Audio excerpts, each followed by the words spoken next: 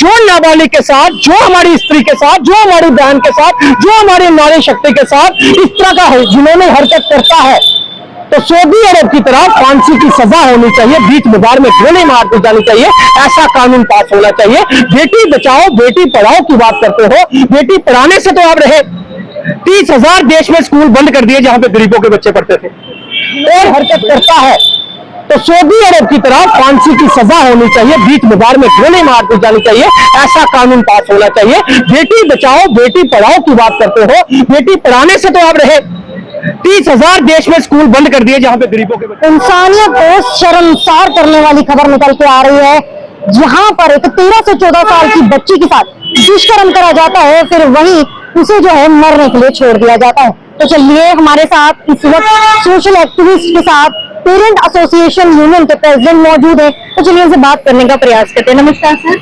मैं जो ये हुआ है ना, मैं कह रहा हूं कि बड़े अफसोस के साथ कहना पड़ता है कि हमारे देश का कानून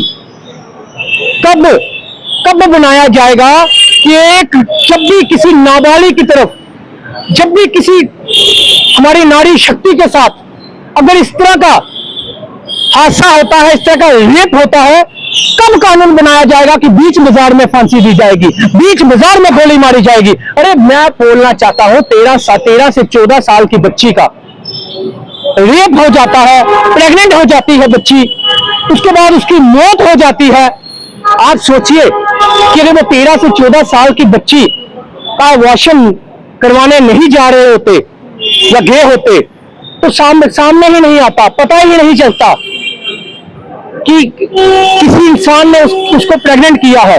अब किस इंसान ने किया है, जिसके ऊपर एलिगेशन लग रहा है वो टीचर है, FIR हो चुकी है, अरेस्ट हो चुका है।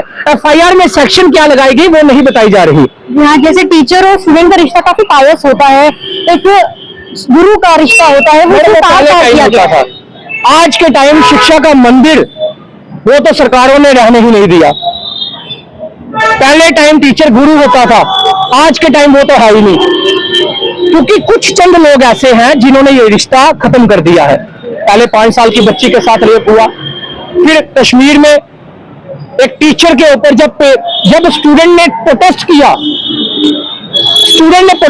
उसके बाद FIR लगी, उसके बाद सस्पेंड हुआ। और यहाँ पे देख लीजिए, एक 13 से 14 साल की बच्ची को प्रेग्नेंट कर दिया जाता है, उसके बाद उसकी मौत हो जाती है, फिर जाकर इशू होता है, फिर जाकर FIR होती है, फिर जाकर वो अरेस्ट होता है। अगर उसका एलिगेशन साबित हो जाता है फिर 4-5 साल के बाद वो बाहर आ जाएगा, फिर दोबारा रेप होंगे, फिर दोबारा ऐसे चीजें होंगी।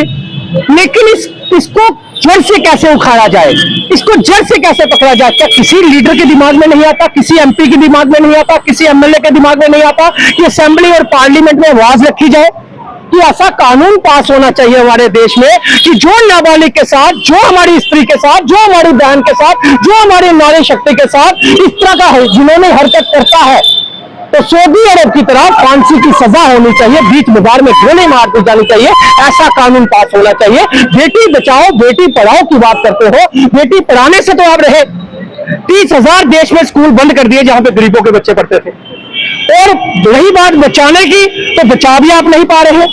आप तो गवर्नमेंट स्कूलों में बाथरूम साफ करने के लिए, जहां पे हमारी बच्चियां जाती हैं, वहां के लिए आपने कोई PN तक नहीं रखा। तो फिर मुझे बताइए क्या उम्मीद रखें इन सरकारों से? सरकारों को चुल्लू और पानी में डूब मरना चाहिए और स्कीमा इटो मैडम को रिजाइन देना चाहिए कि आखिर उनके गवर्नमेंट स्कूल में ऐसा कैसे हो गया। क्या हमारी बच्चियां आप पढ़ाई और शिक्षा के लिए गवर्नमेंट स्कूल भी ना जाए? मैडम बात गवर्नमेंट और प्राइवेट की नहीं है, कोई केस प्राइवेट का आता है, कोई गवर्नमेंट का आता है, लेकिन क्यों ऐसा हो रहा है, क्यों ऐसा कानून पास नहीं हो रहा, क्यों अभी तक स्टेटमेंट नहीं आई हमारी एजुकेशन मंत्री साहिबा की, क्यों अभी तक मैं कह रहा हूँ 302, 376 नहीं लगाई गई? ऐसे लोगों को बीच बाजार में गोली मारनी चाहिए और सरकार को मारनी चाहिए, ऐसा कानून पास होना चाहिए। अरे एक CM आता है, आपने देखा विजय साहब नाम का CM आया, उसको बीच बाजार में एनकाउंटर कर दिया जब उस वहां पे रेप हुआ। वो भी तो तमिलनाडु एक एक्टर बन के CM आया, वो अगर वो ऐसा कर सकता है तो जम्मू कश्मीर की सरकार ऐसा नहीं कर सकती?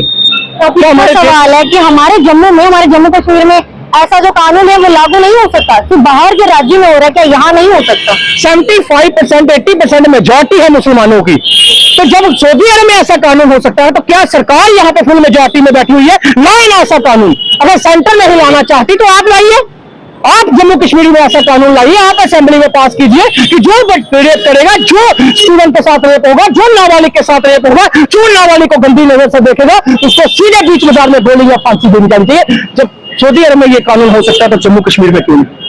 हमारे देश में क्यों नहीं? हमारे देश का कानून सिर्फ सोशल एक्टिविस्टों पे एफआईआर लगाकर दबाने के लिए है।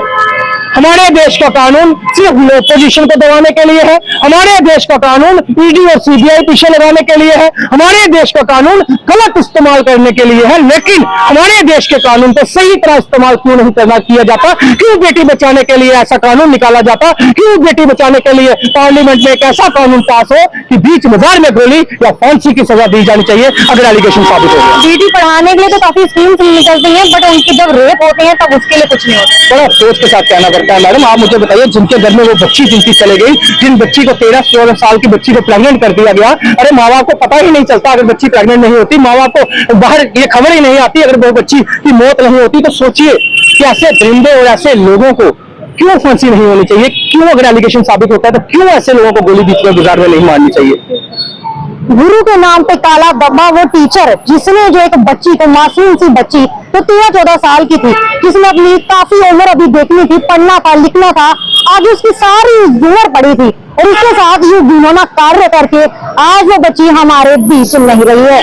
तो क्या लगता है क्या हमारी गवर्नमेंट इस पर एक्शन लेगी? तो सकीना इतू मैडम से लेकर तो सीएम उमर अब्दुल्ला है, इससे कोई एक्शन लेंगे? कुछ बयान देंगे? क्या कुछ होगा? क्या वो टीचर जेल के अंदर जाएगा? तो उसे फांसी होगी? ऐसे कुछ जो सवाल है वो खड़े होते हैं, पर फिलहाल जवाब किसी के पास नहीं है। जनता अपनी अपनी राय कमेंट सेक्शन में रखे। धन्यवाद।